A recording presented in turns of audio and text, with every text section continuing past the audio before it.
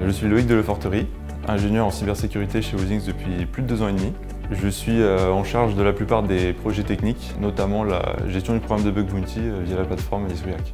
Withings est une entreprise française spécialisée dans la santé connectée et fondée en 2008. Nous avons été les premiers à commercialiser la balance connectée en 2009. Notre gamme de produits a évolué depuis la création de Withings. Nous proposons donc toujours des balances connectées, mais notamment aussi des montres connectées, des tensiomètres connectés, un analyseur de sommeil et un thermomètre. Withings, c'est plus de 350 employés et des produits distribués dans 40 pays dans le monde. Withings répond aux plus hautes exigences internationales en matière de sécurité et de confidentialité des données de santé. La cybersécurité est intégrée à plusieurs niveaux chez Withings.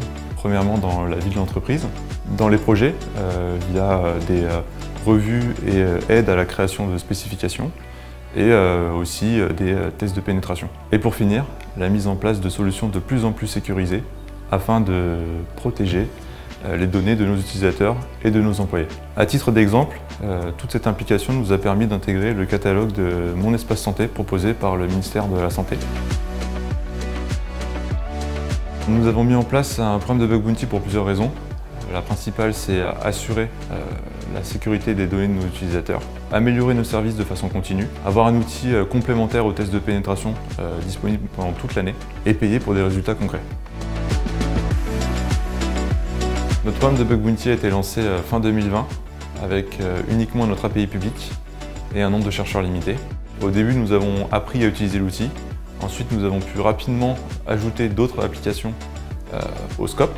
Ensuite, nous avons augmenté le nombre de chercheurs et augmenté les grilles de récompense afin d'obtenir des résultats rapidement.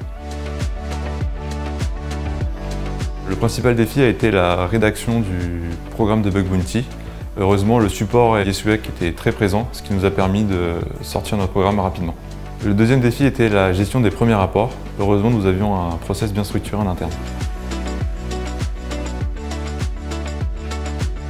Pour 2023, nous nous sommes fixés 2 objectifs. Le premier, le lancement d'un programme public avec nos applications les plus matures en termes de sécurité.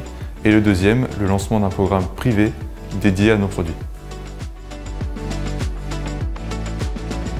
Ce que je préfère dans le Bug Bounty, c'est l'interaction avec des chercheurs du monde entier.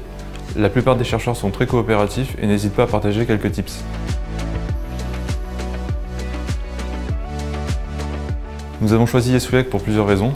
La première, c'est que c'est un leader européen dans le domaine du Bug Bounty, avec un nombre de chercheurs très important. La deuxième, c'est qu'il propose une interface facile d'utilisation. Et la troisième, et je pense la plus importante, c'est qu'il propose un service de support qualitatif. YesWeHack a su s'adapter à nos besoins, ce qui nous a permis de rapidement rentrer dans nos objectifs liés à la cybersécurité. Si vous voulez vous lancer dans le Bug Bounty, ce que je vous conseille, c'est de commencer par un programme privé, ce qui va vous permettre de vous familiariser avec l'outil, d'augmenter le niveau de sécurité petit à petit de vos applications et de gérer vos dépenses.